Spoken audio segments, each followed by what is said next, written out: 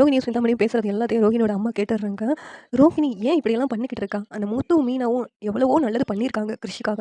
ஆனா, அதெல்லாம் ஏன் இவளுக்கு தெரிய மாட்டுக்கு? சிந்தாமணியோட சேர்ந்து ரோகிணி பண்றதெல்லாம் கொஞ்சம் கூட சரியில்ல.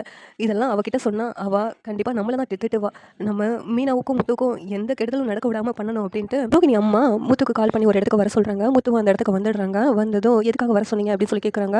உங்க அப்பாவுக்கு ஆக்சிடென்ட் ஆச்சுன்னு சொல்லி கேள்விப்பட்டேன்ப்பா. அப்பா எப்படி இருக்காங்க அப்படின்னு சொல்லிட்டு இங்க கேட்குறாங்க.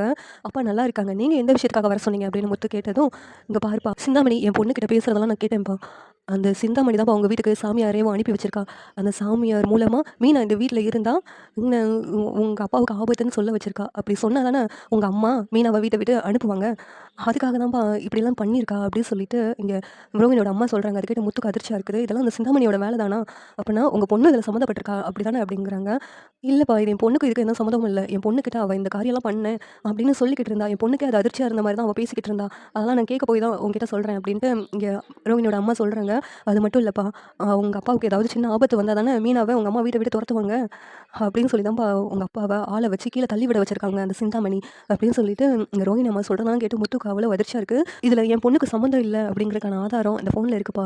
கிரிஷ் எதேர்ச்சியா அங்க வீடியோ எடுத்துக்கிட்டு இருந்தான். அப்ப இந்த சிந்தாமணியும் ரோகிணி பேசினதெல்லாம் அதில ரெக்கார்ட் ஆயிருந்துச்சுப்பா.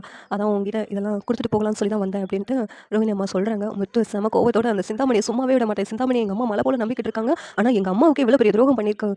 அது ஏதோ ஒரு விஷயத்துக்காக தான் எங்க அம்மாவ ப்ளே பண்ணிக்கிட்டு இருக்கா. ஆனா என்ன விஷயம்னா தெரியல அப்படின்னு முத்துக்கு அவ்வளோ கோவம். சிந்தாமணிய பார்க்கறதுக்காக நேரா போறாங்க. இந்த சீரியல் எப்படி இருந்தா நல்லா இருக்கும் நீங்க நினைக்கிறீங்கன்னு கமெண்ட் பண்ணுங்க. இந்த வீடியோ பிடிச்சிருந்தா லைக் பண்ணுங்க, ஷேர் பண்ணுங்க, சப்ஸ்கிரைப் பண்ணுங்க. Thank you.